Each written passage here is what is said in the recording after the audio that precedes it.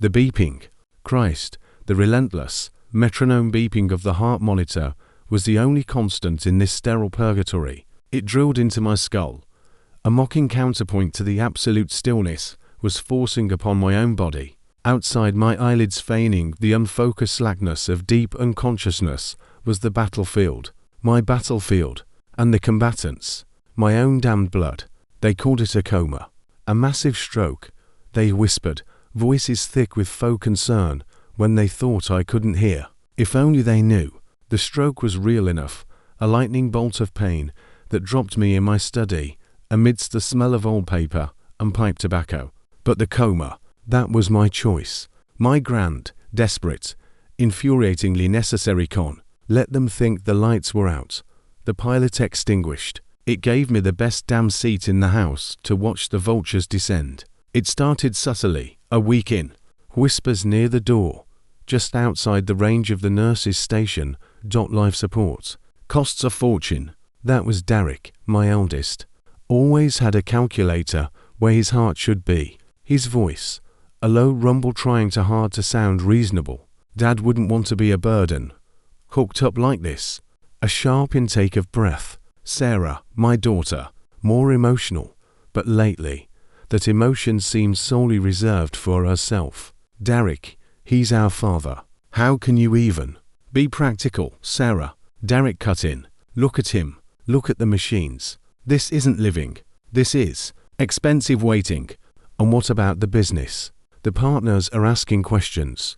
Without Dad signing off on the Henderson deal. The business. Henderson Holdings. My life's work, built from sweat and shrewd deals Derek never had the stomach for. Had inherited the title, not the grit. Hearing him reduce it to just another asset to be managed, another signature needed from the inconveniently incapacitated, sent a fresh wave of heat through my paralyzed limbs. I fought the urge to twitch, to scream. I built that with my own hands, you ungrateful little shit. Then came Karen, Derek's wife. Her perfume, something cloying and expensive, preceded her like a toxic cloud.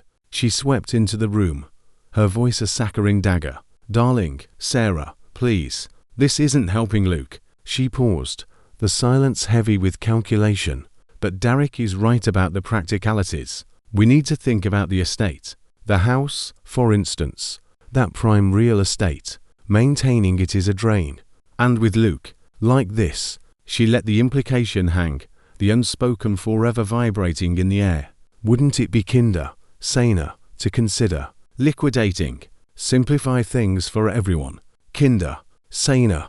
My house, the sprawling, slightly shabby Victorian on Elm Street, filled with 60 years of memories, Christmases, arguments, the ghost of my Eleanor's laughter in the kitchen, every creaking floorboard, every sun-drenched window seat, held a piece of my soul, and she wanted to liquidate it, turn it into condos or some sterile McMansion. Rage, cold and sharp, flooded me. It took every ounce of my willpower, every trick the neurologist had unwittingly explained during his gloomy prognosis, to keep my breathing slow and steady on the monitor. The arguments became bolder, less veiled, as the days bled into weeks. They stopped pretending I wasn't the elephant in the room, the comatose cash cow.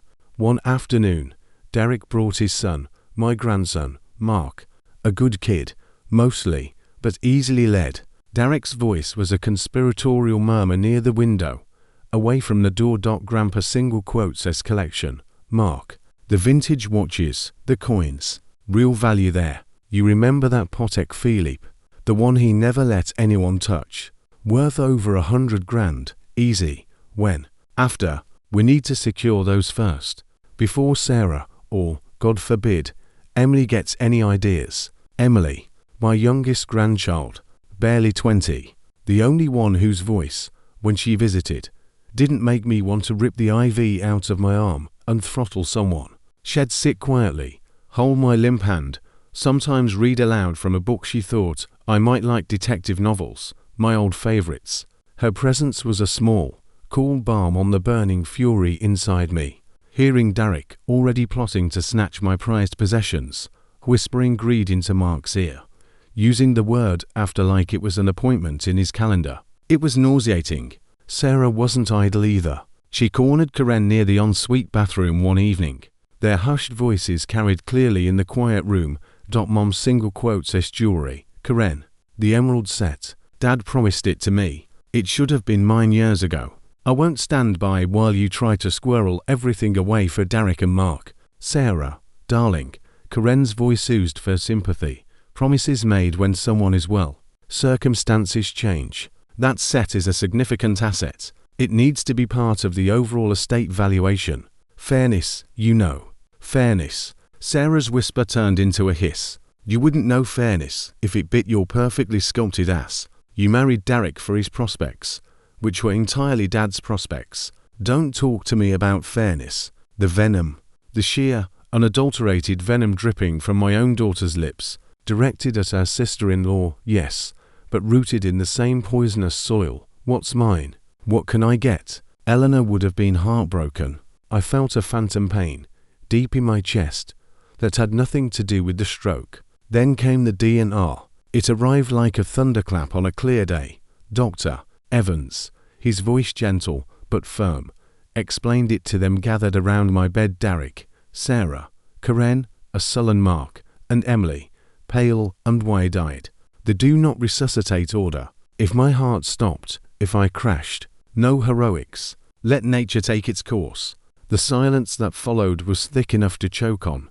Then Derek cleared his throat. Doctor, that seems prudent, given Dad's condition, his quality of life, or lack thereof. He sounded relieved, practically eager. Sarah, however, exploded. Prudent. Derek, are you insane? Signing a death warrant for our father. It's not a death warrant, Sarah, Karen interjected smoothly, though I could hear the sharp edge beneath. It's compassion, realism. Look at him. Is this how you want him to linger? Suffering, straining his heart further with pointless interventions.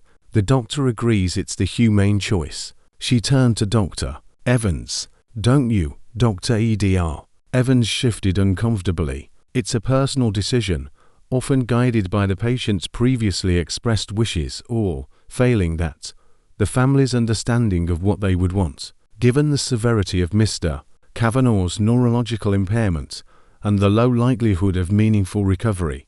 Low likelihood. Sarah's voice cracked. He could wake up tomorrow. Karen sighed. A sound of infinite patience stretched thin. Sarah, be realistic. The scans, the specialists, they've all said the same thing. The damage is extensive. Waking up isn't recovery. It would just be awareness trapped in a broken body. A nightmare. Is that what you want for him? For us to watch? She laid a hand, presumably on Sarah's arm. Signing the DNR is the loving thing to do. Let him go peacefully if the time comes. The sheer, breathtaking hypocrisy.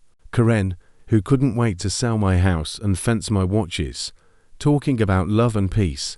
Derek, seeing dollar signs freed up from endless medical bills, nodding sagely. Sarah, fighting not out of love for me, but out of some twisted opposition to Derek and Karen.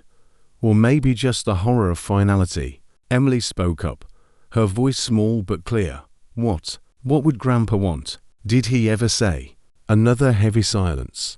Of course he hadn't. I was Luke Kavanaugh, stubborn, private, and convinced I'd live forever. Death wasn't a dinner table topic. I think, Derek said slowly, heavily. Dad was a practical man. He wouldn't want to be a shell, dependent on machines. He'd want dignity. He paused, then dropped the bomb. I think we should authorize the DNR. The argument that erupted wasn't whispered. It was a full-blown, vicious row right beside my supposedly insensate body. Sarah screamed about murder. Derek shouted about responsibility and financial ruin.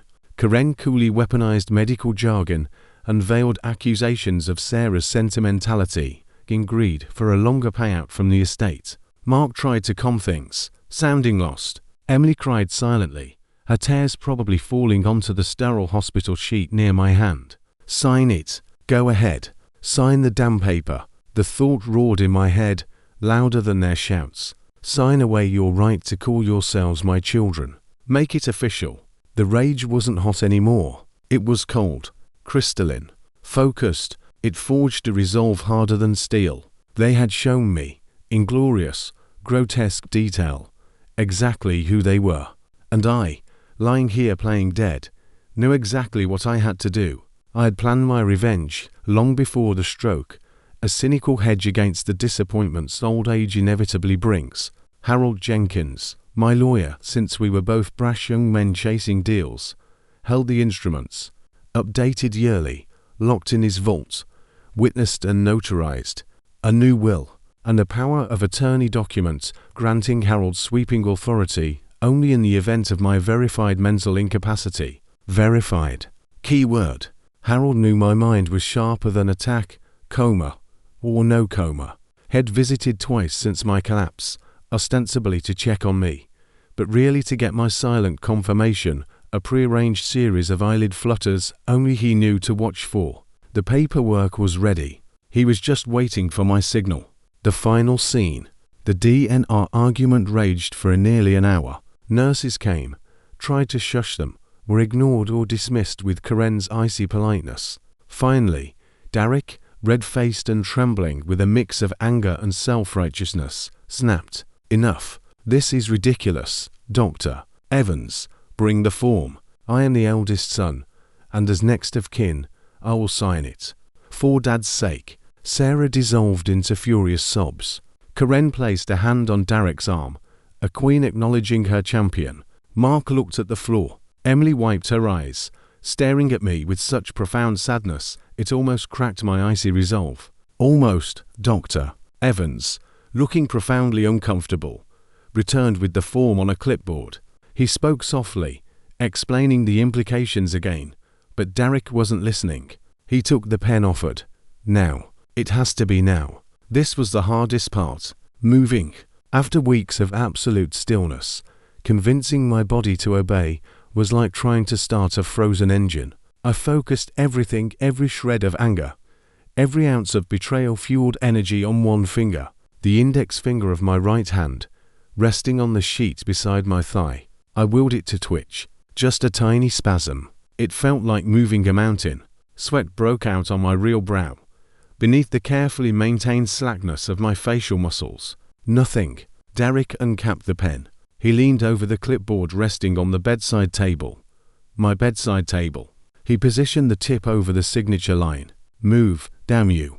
With a Herculean effort born of pure, distilled fury, I commanded the neural pathways. A jolt. Microscopic. But it was there. My finger jerked. Just once. A tiny, almost imperceptible tremor against the sheet. Emily gasped. A short, sharp intake of breath. No one else noticed. Derek was signing his name with a flourish. "Grandpa," Emily whispered, her voice trembling. His finger. Derek finished signing, slammed the pen down triumphantly. "There, it's done. For the best." He didn't even look at me. Karen patted his arm. "You did the right thing, darling. The only thing." But Emily was staring, transfixed, at my hand. "No. Look." He moved. Grandpa moved his finger. Sarah stopped crying mid-sob. Derek frowned, irritated. "Emily, don't be ridiculous. It's just a reflex. Spasms happen." The doctor said. "Look." Emily insisted, pointing. He did it again. I did. This time, I put more into it. A deliberate, slow curl of the finger, dragging the sheet slightly. It felt like dragging an anchor, but it was visible. Dr. Evans stepped forward quickly, his professional curiosity overcoming the family drama. He pulled a small penlight from his pocket. "Mr. Kavanaugh. Luke, can you hear me?" He leaned close, shining the light directly onto my closed eyelids. "If you can hear me, try to move your finger again. Show time." I moved the finger again, deliberately, purposefully. Then, with agonizing slowness, I turned my head, just a fraction, towards the light and the source of the voice. It felt like cracking concrete. A collective gasp filled the room. Sarah clapped a hand over her mouth. Derek's face went pale. Karen took a step back, her composure cracking for the first time, genuine shock registering in her widened eyes. Mark just stared, jaw slack. Dr. Evans was suddenly all business. "Nurse. Page neurology stat. Mr. Kavanaugh. Luke, squeeze my hand if you can hear me. He grabbed my right hand. I focused, summoned every ounce of strength. My grip was weak, feeble, like a newborn kitten's. But it was undeniably there. I squeezed. Oh my God, Sarah breathed. Impossible, Derek muttered, staring at the DNR form he'd just signed, as if it had transformed into a poisonous snake. Dr. Evans was buzzing with activity, calling out orders, checking monitors. The room erupted into a frenzy of medical personnel. My family was shoved unceremoniously towards the back wall, a tangle of stunned expressions. Karen looked like she was calculating the implications at warp speed. Derek was pale, sweating. Sarah alternated between crying and staring at me in disbelief. Emily was crying again, but now it seemed like tears of stunned hope. They ran tests, shone lights, asked me to track fingers, wiggle toes. I cooperated, minimally, convincingly weak, playing the newly awakened coma patient, disoriented and frail. It wasn't hard. I was weak, but my mind, sharper than ever, focused on one thing. After an hour of flurry, Dr. Evans turned to the family, his expression a mixture of profound astonishment and professional caution. It's remarkable, truly unprecedented given the initial scans. He's responsive, following commands, albeit weakly. He seems cognitively present. We need to run more tests, of course, but Luke Kavanaugh is back. The silence this time was different, not shocked, but loaded, thick with dread, guilt, and the sudden, terrifying realization that I had heard everything. I let them stew for 2 days. 2 days of minimal interaction. I'd blink for yes, a slight head shake for no. I accepted water, broth. I endured the tests, the prodding, the cheerful but baffled doctors. My family visited. Their demeanor had changed, radically. Derek was suddenly the attentive son, holding my hand, talking about the business in vague, positive terms, assuring me everything was under control. Just focus on getting better, Dad. We've got it all handled. The hypocrisy was thick enough to spread on toast. Sarah was effusive, tearful, talking about childhood memories, how scared they'd all been, how wonderful it was I was back. She carefully avoided any mention of jewelry or estates. Karen was polite, brittle. She brought flowers, expensive ones. So lovely to see you responsive, Luke. We've all been praying. Her smile didn't reach her eyes. They darted around the room, avoiding mine. Mark mumbled a hello, looking profoundly uncomfortable. Only Emily seemed genuine, relieved, happy, but also watchful. She'd seen the finger move first. She suspected. She held my hand and said quietly, "Welcome back, Grandpa. We missed you." No agenda, just warmth. It almost undid me. Almost. I bided my time, regained a little more coordination. Harold Jenkins was my secret weapon. One managed a few blinks during his next visit, confirming the plan was a go. He understood. His expression, when he looked at my loving family, clustered awkwardly by the window, was grim. On the third day of my miraculous return to consciousness, I felt strong enough, or rather, angry enough. I signaled the nurse I wanted to sit up. With help, they cranked the bed. I was propped up, facing the room, weak, pale, but undeniably awake. My eyes, finally open and focused, scanned the faces before me. Derek, Sarah, Karen, Mark, Emily. They arranged themselves near the foot of the bed, a nervous tableau. "Dad," Derek started, stepping forward, his voice oozing concern. "It's so good to see you sitting up. How are you feeling?" "The doctors say." I held up a hand. It trembled, but the gesture was unmistakable. "Stop." The room fell silent, all eyes fixed on me. I took a slow, deliberate breath. My voice, when it came, was a dry rasp, weaker than I wanted, but clear enough, carrying, filled with a coldness that had been brewing for weeks. "Save it," I croaked. The words scraped my throat, but they landed like stones. Derek froze. Sarah flinched. "Dad," Sarah ventured, her voice small. I ignored her. My gaze swept over them, lingering on each face, forcing them to meet my eyes. Derek shifted under the weight of it. Karen looked away first.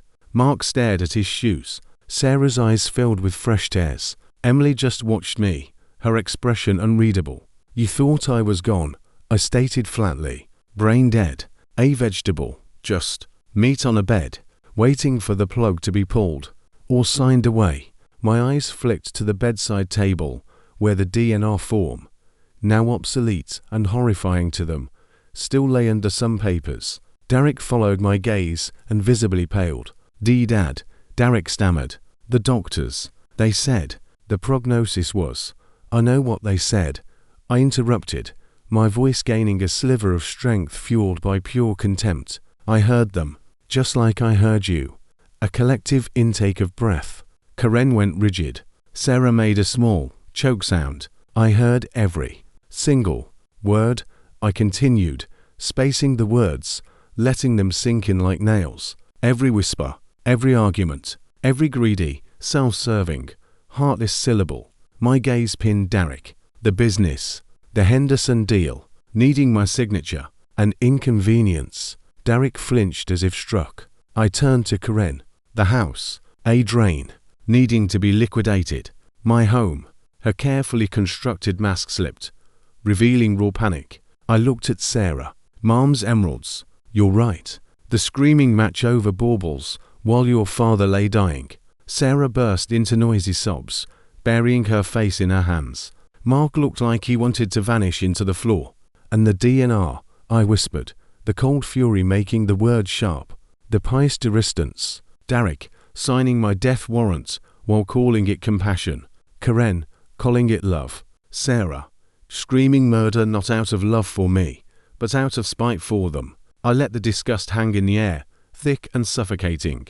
"You debated the merits of letting me die. For money, for convenience, for possessions." "Dad, please," Derek begged, his voice breaking. "We were scared. We were confused.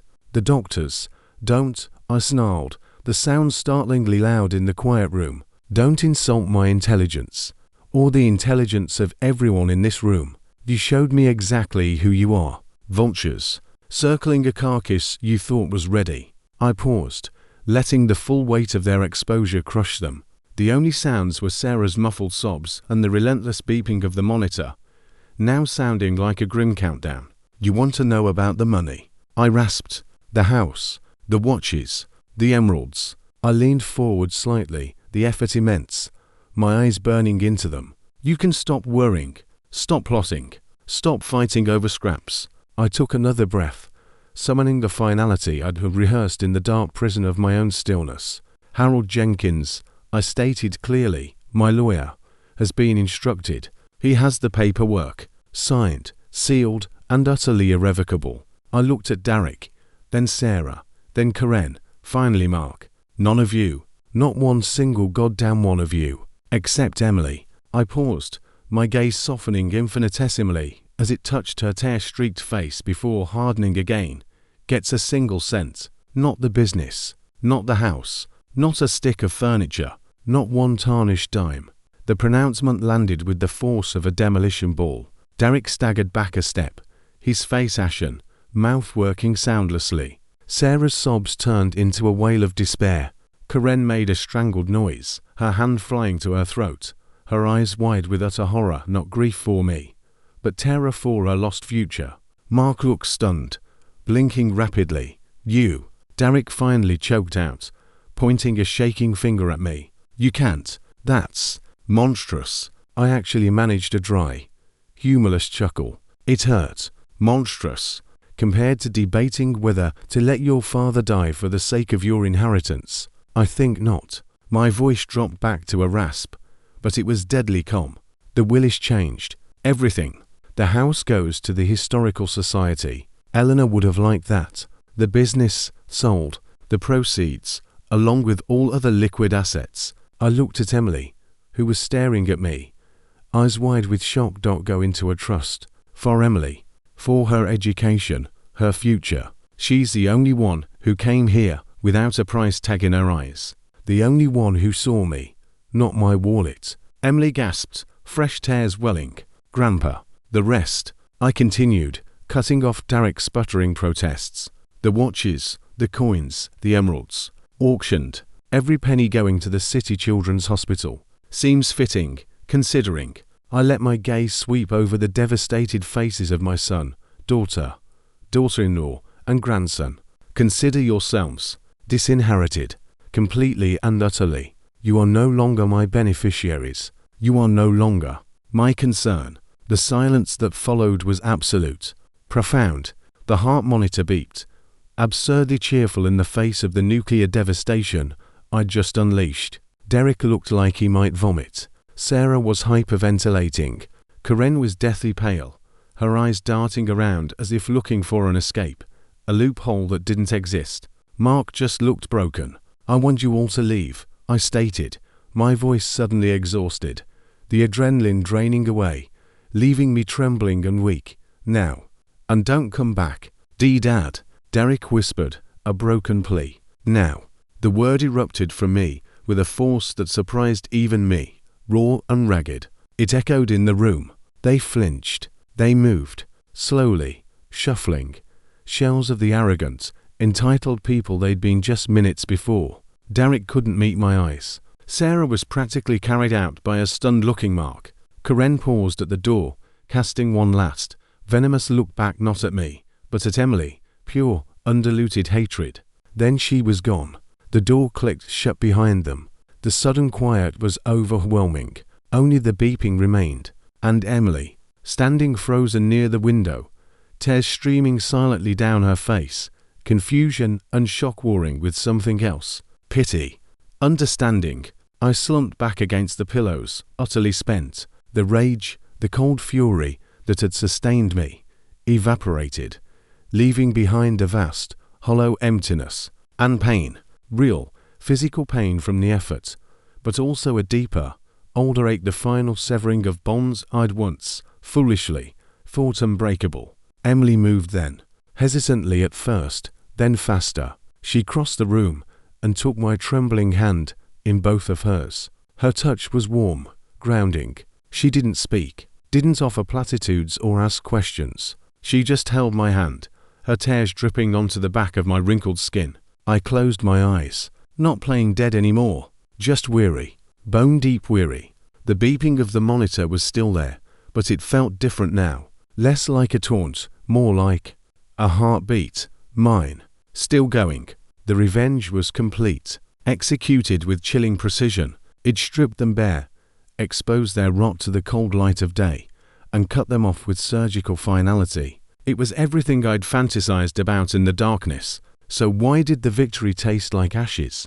The hollow ache in my chest wasn't just from the stroke or the exertion. It was the echo of finality, the death of hope, however faint, that they might prove me wrong, that beneath the greed, there might still be a flicker of the children I'd raised, the family Eleanor had cherished, that hope was gone now, extinguished as surely as if I'd signed my own DNR. I hadn't just disinherited them, I'd disowned the dream of them. Emily's quiet presence was the only warmth in the suddenly vast, sterile room. Her tears were real, not for the lost money, but for me, for the shattered old man in the bed, for the ugliness she'd witnessed. Her hand tightened slightly around mine. A lifeline they shouldn't have. She whispered finally, her voice thick. Grandpa, I'm so sorry. I opened my eyes, looked at her, really looked, saw the genuine grief, the compassion, the lack of calculation, saw Eleanor's kindness in her eyes. Not your fault, kiddo, I managed, my voice barely a whisper now. Not your burden to carry, but everything, the house, the business, giving it all. She trailed off, unable to articulate the magnitude of the destruction I'd wrought. Was never really theirs, I rasped. It was mine. To do with as I chose. And I chose. I took a shallow, painful breath. Chose the kid who held my hand when she thought no one was feeling it. Chose the kid who cried for me, not for what she might lose. I squeezed her hand weakly. You earned it, Emily. Every penny. Use it well. Build something real. Something they can't tarnish. Fresh tears spilled over. She nodded, unable to speak. The aftermath was a strange limbo. Harold Jenkins arrived within the hour, a bulldog in a Savile Row suit, radiating grim satisfaction. He confirmed everything to the shell-shocked hospital staff and established my mental competence with brisk efficiency, waving the newly executed and utterly unnecessary reaffirmation of my sound mind I'd blinked through earlier. He dealt with the inevitable, sputtering protests from Derek over the phone, his voice icy and implacable. The documents are legal, binding, and reflect Mr. Kavanaugh's explicit, lucid wishes, expressed both before and after his recent medical event. Any further communication will be through my office. Good day.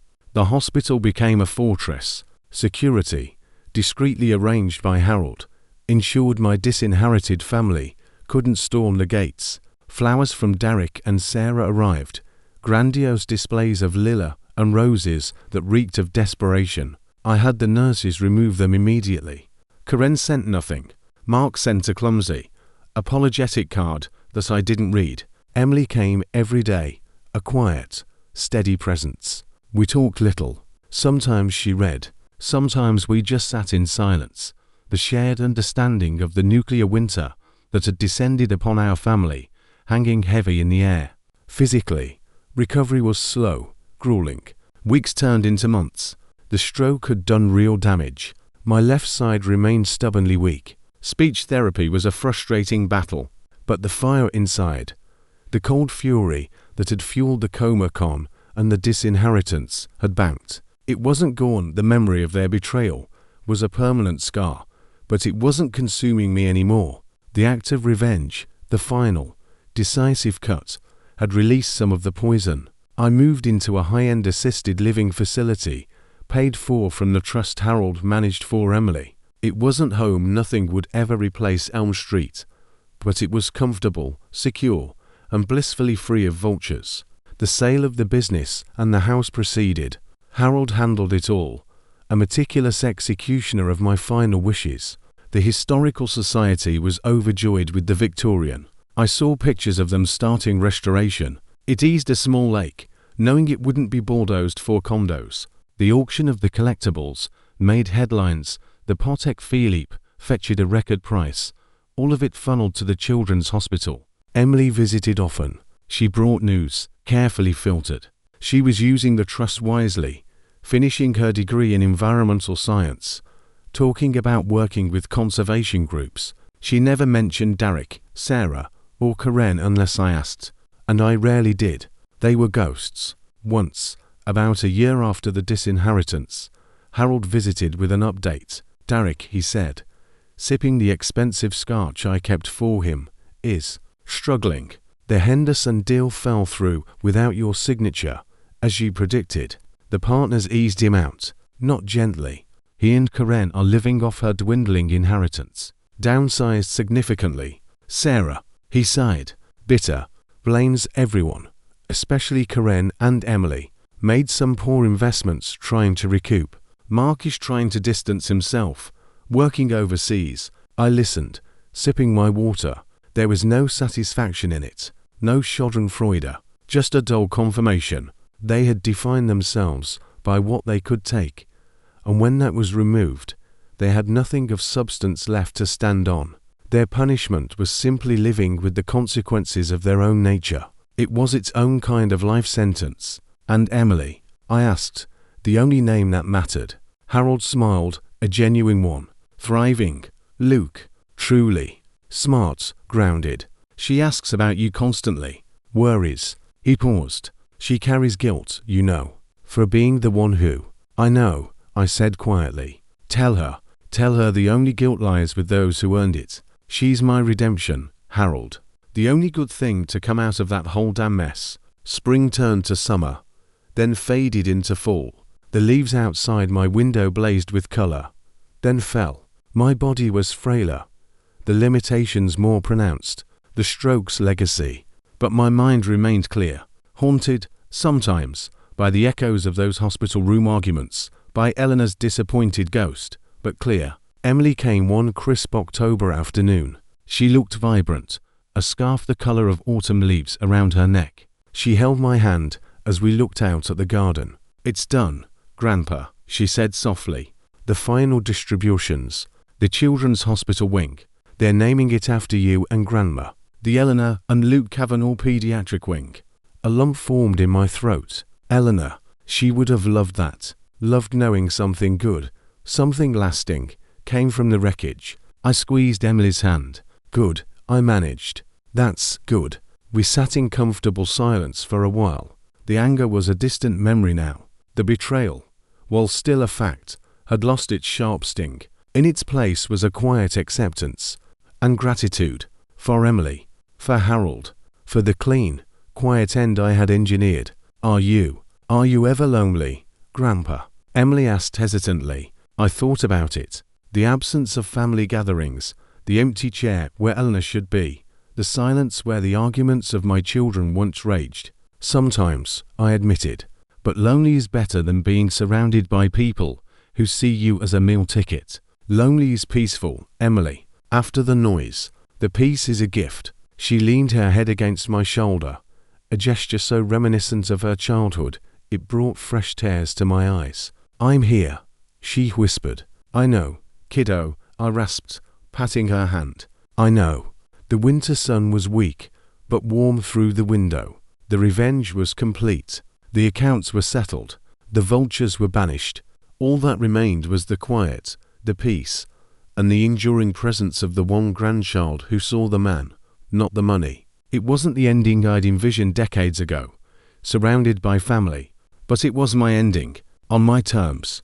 And as the weak sunlight slanted across the room, warming my old bones, I realized, with a profound sense of calm, that it was enough. It was finally, truly, enough. The beating of my own heart, steady and strong, was the only sound I needed.